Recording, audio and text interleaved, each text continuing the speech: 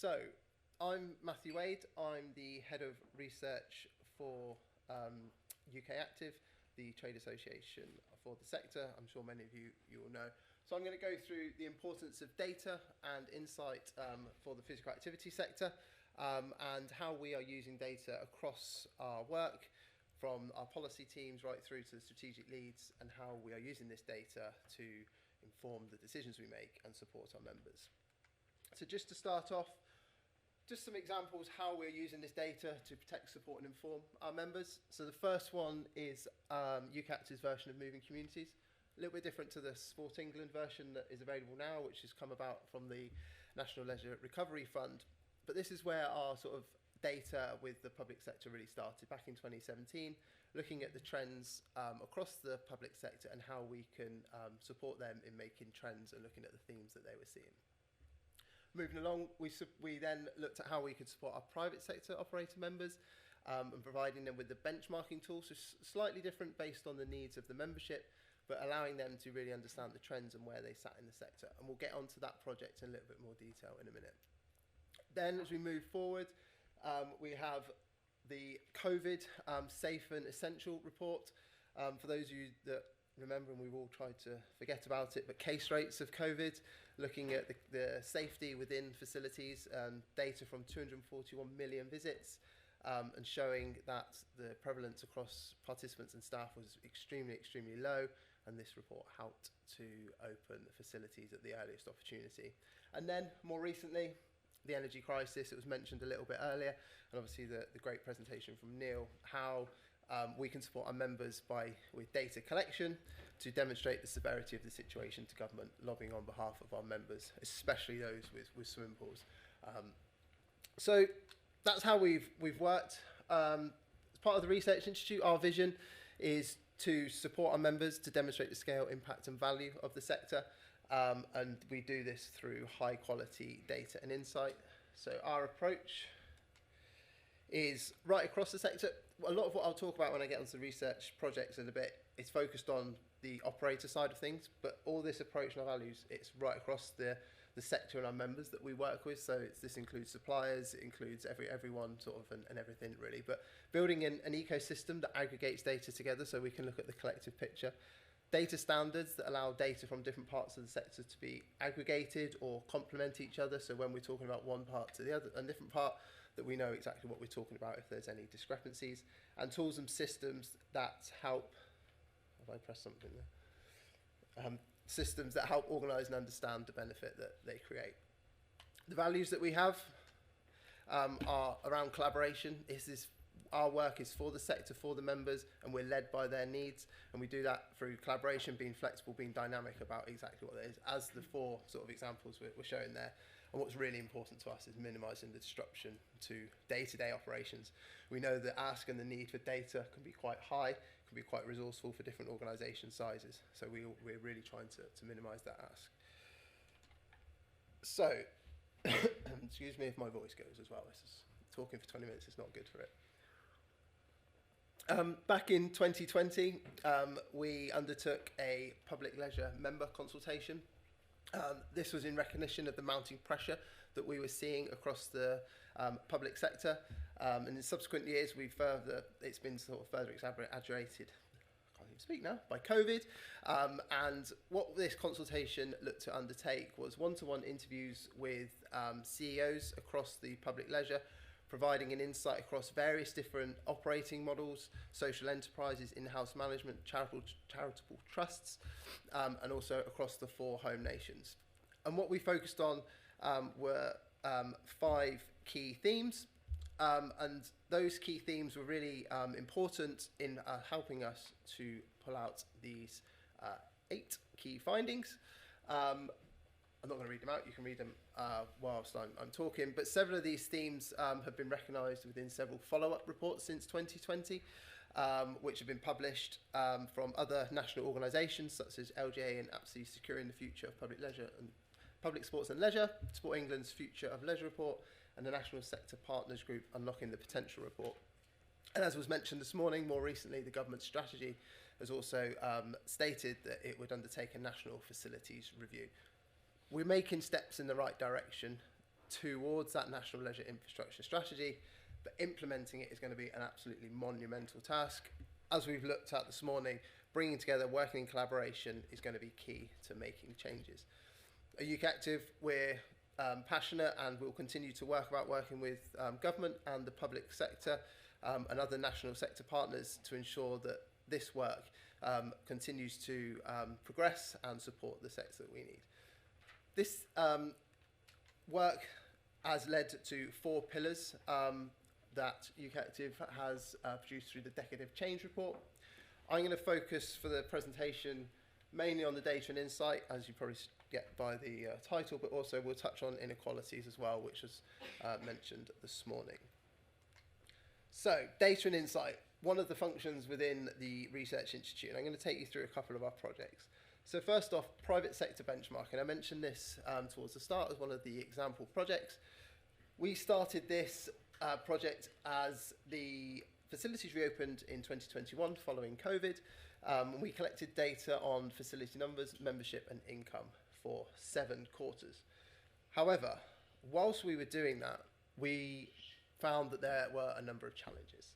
So we paused data collection at the end of 22, and we're currently going through a year of evolution with the project. Going back, if you remember the vision and the approach and the sort of 6 steps that we set out, what we weren't doing here was adhering to those.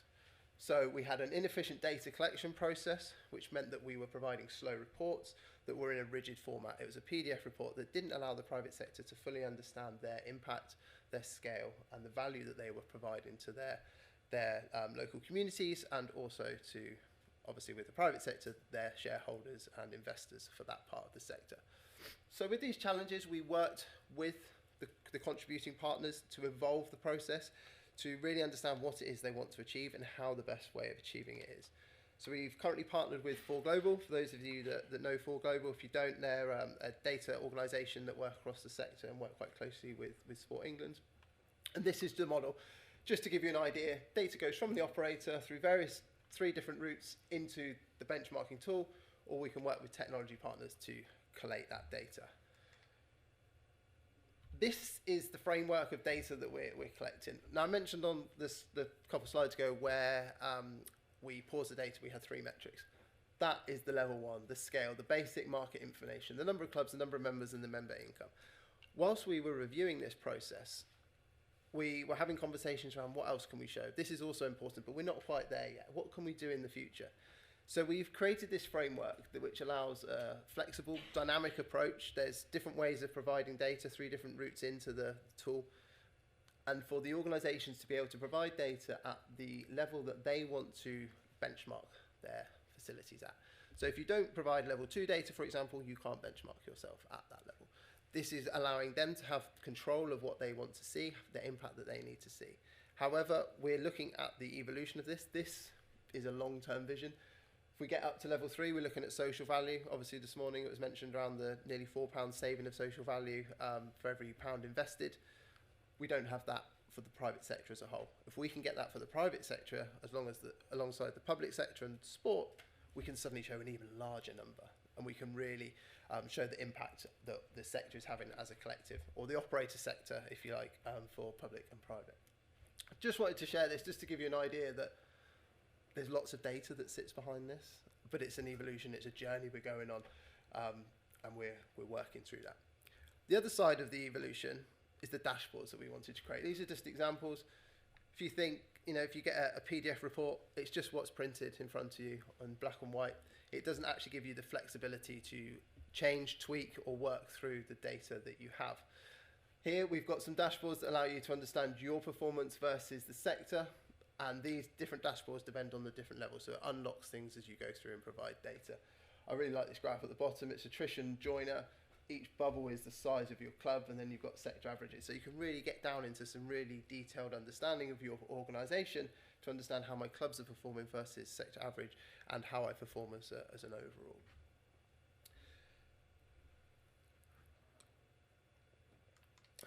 That's the multi-site privates.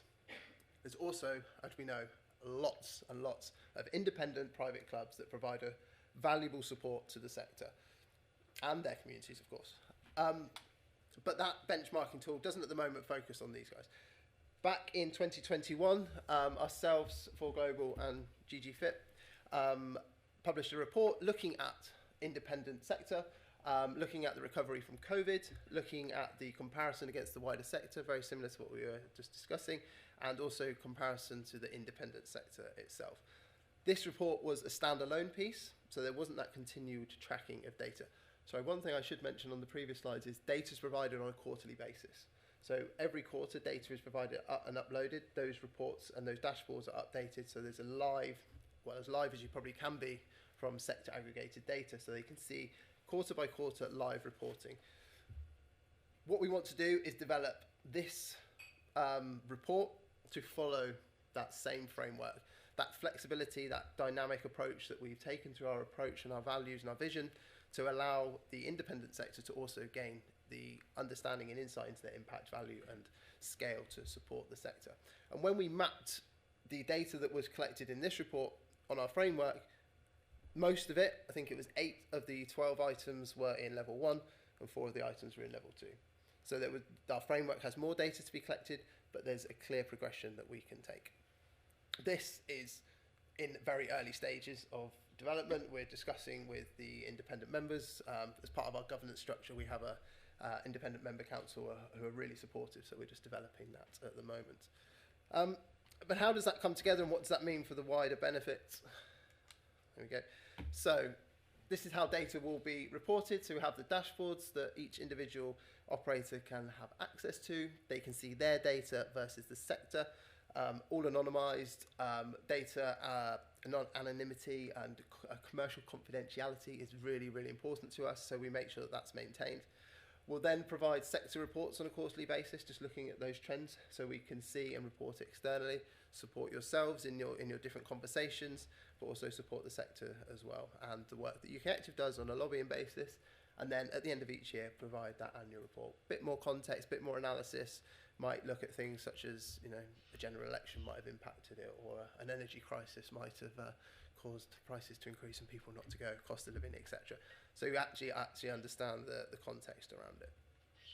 This then allows us to align data across the sector. So we have private sector benchmarking, which I've talked about, independent sector benchmarking, which I've talked about, then the third side to this triangle square, I don't really know what shape it is. I need to change it. So let's go with the circle.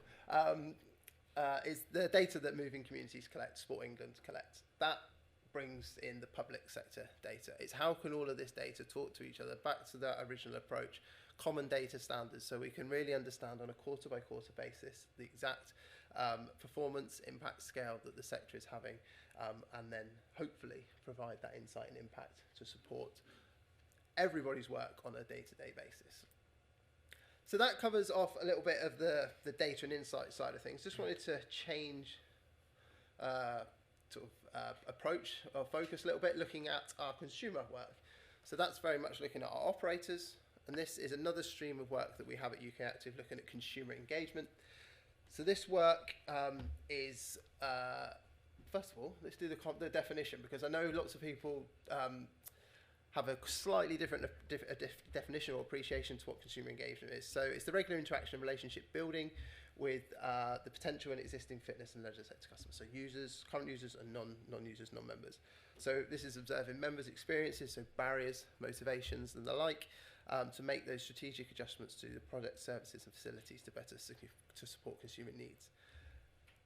Now we understand that individual organisations will do their own analysis, they'll do their own polling with their customer base or non-customers through different agencies. But what we wanted to do here was provide an overall arching consumer engagement, so you can almost look about how your performance or your engagement is fitting with sector-wide work. A bit of background then, so this is relatively new to the organisation. We announced it back in 2021. Our vision was in 2021, looking at the penetration rate around 15%, which was sort of the figure from before the pandemic. And we want to grow that and help our members and our partners grow that to over 20% of the UK population, which is around 5 million more people taking part in activity within the facilities. This work is to support the needs. It's driven by our members. It's helping to produce impact and insight. So if we understand through our data collection on the private sector, along with moving communities data, we understand where things are working or not working. We can then test those with the consumer engagement, and we can see where they marry up, where there's differences or where there's things that might need to change. One of the key examples of this work is the Safer Spaces work that we're doing with Sport England and This Girl Can, looking at making facilities in particular safer for women and girls. All came out of the early stages of the consumer engagement work.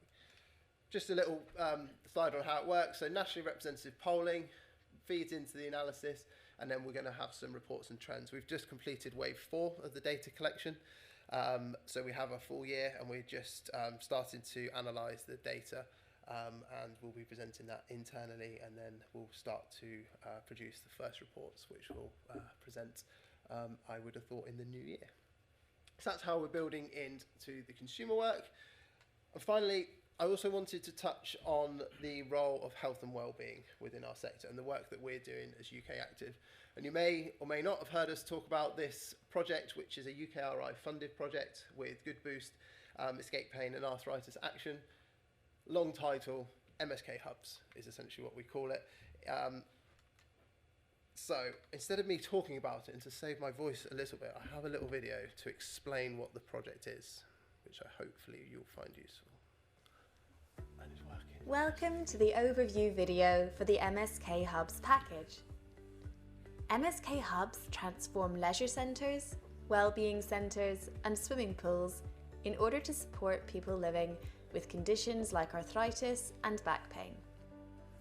Transforming community spaces into MSK Hubs creates opportunities to connect with local health services and support a broad population to self-manage. There are 3 core elements to MSK Hubs: product, people, and places. The MSK Hub package includes the therapeutic exercise elements of Escape Pain and Good Boost. Escape Pain is an exercise and education programme to support people living with arthritic pain in their knees, hips or back. Escape Pain requires a level 3 exercise on referral or 4 qualified fitness professionals to be trained to deliver the 6-week programme. Good Boost is a therapeutic exercise programme that can be delivered on land and in water. There's the option for sessions to be delivered in groups, or an individual can use a tablet computer to follow a personalised programme independently. The MSK Hub product includes the option of a virtual service delivered by Good Boost's Move Together app. This enables any community venue to deliver group therapeutic exercise programmes at home, through participants' personal phone or tablet computer. The people element of the programme is supported by the arthritis charities, Arthritis Action and Versus Arthritis.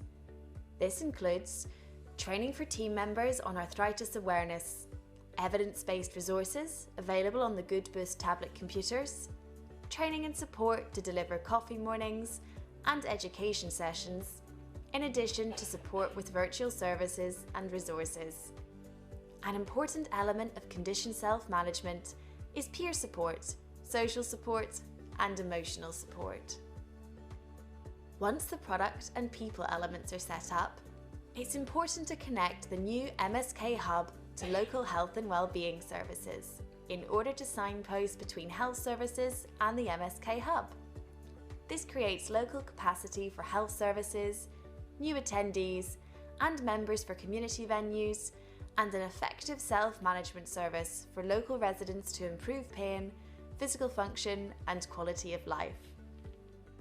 The MSK Hubs package has been developed to create a diverse offering and pathways for MSK-supported self-management in any community venue.